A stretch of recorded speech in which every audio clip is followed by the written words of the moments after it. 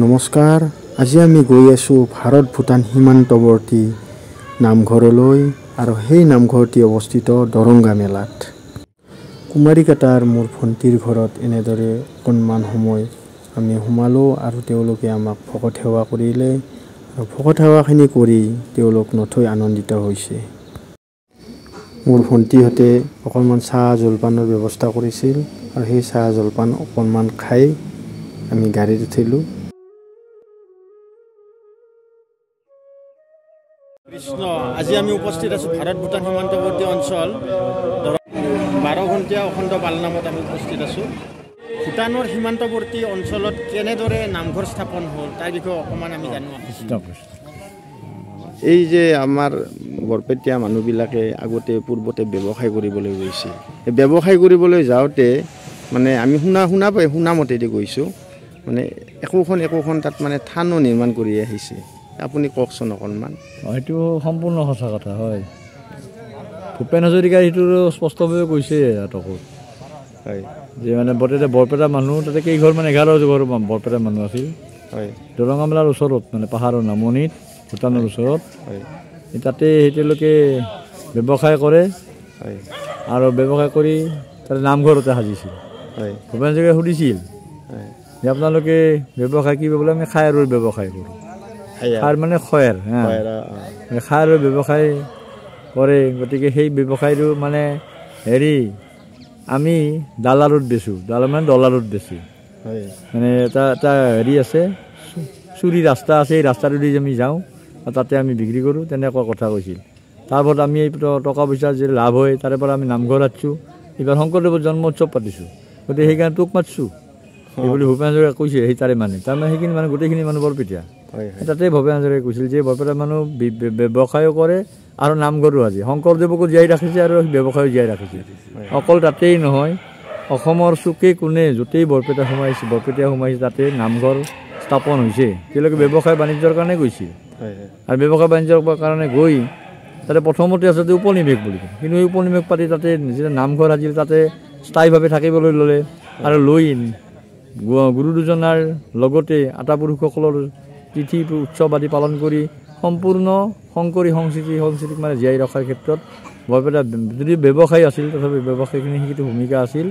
যে য'তেই বৰপেটা আছে কেইঘৰমান বৰপেটা লগ লাগি এটা নামঘৰ হৈছে আৰু অসমত যদি বিচাৰ কৰা যায় হয় য'তেই বৰপেটা মানে থুপ খাইছে তাতেই এটা নামঘৰ আছে আৰু ওদালগুৰি হৰিচিঙা টংলা মাজবাট এইবিলাক অঞ্চললৈ ব্যৱসায় কৰিছিল বৰমা গোসাইগাঁও কোকৰাঝাৰ তাৰপিছত আজি যিটো বাস্কা জিলা গতিকে সেই উত্তৰ অঞ্চলত বিশেষকৈ বৰপেটা জিলাৰ উত্তৰ অঞ্চলত যিখিনি ব্যৱসায় মানুহ অঞ্চলিক টিহু